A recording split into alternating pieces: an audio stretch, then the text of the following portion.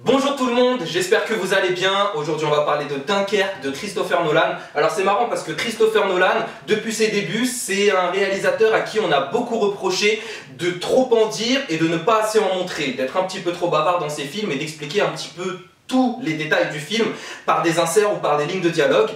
Et là, il s'avère qu'aujourd'hui, pour son dernier film, Christopher Nolan a décidé de tout montrer et de ne rien dire. Est-ce que ça vaut le coup? Je vous donne mon avis.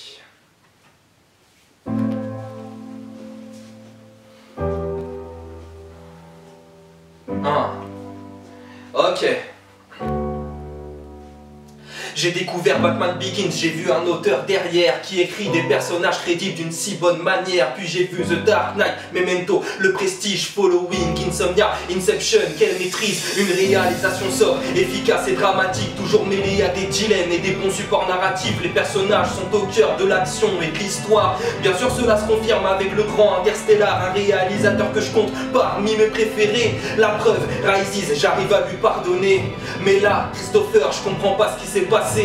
Dunkerque, va bien falloir en parler. Ok, les images sont sublimes. Comme à son habitude, Nolan a préféré baser tous ses effets sur le réalisme. Et le moins que l'on puisse dire, c'est que le film a de la gueule. Excellent mixage sonore, les effets font trembler le sol. Le montage est parfait, sans parler de la lumière, la musique, la photo, les acteurs, les décors. J'en ai pris plein les yeux, mais c'est tout ce que je garde. Car le fond est absent et parti pris, mais car baser son film sur du suspense et des impasses et de la tension. Ignorer ses personnages et nous lâcher dans le feu de l'action.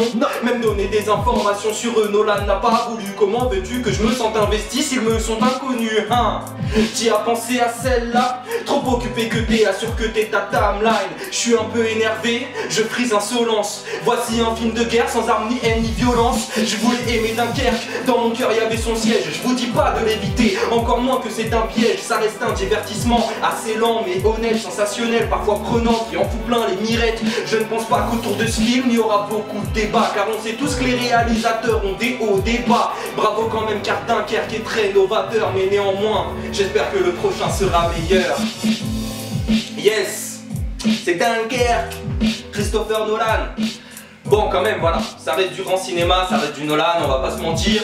Le film n'est pas mauvais, hein, ça aurait été réalisé par Jean-Kévin du 74, tout le monde aurait crié au génie. C'est juste que là voilà, il a placé la barre tellement haut que bon, voilà, quand il fait un film un peu moins bien, ça passe un peu moins bien, mais c'est quand même très correct. Je vous invite à liker cette vidéo, je vous invite à vous abonner à ma chaîne, je vous invite à commenter cette vidéo pour me dire ce que vous avez pensé de Dunkerque, parce que je suis très curieux de savoir. Aussi, si jamais vous avez des idées de films que vous aimeriez que je critique à l'occasion, pourquoi pas, ce sera aussi possible. Dites-moi si ça m'inspire, si je trouve une bonne instru, si j'ai un truc à dire sur ce film en particulier, pourquoi pas. Donc ça aussi, mettez-le dans les commentaires. A bientôt, prenez soin de vous, salut!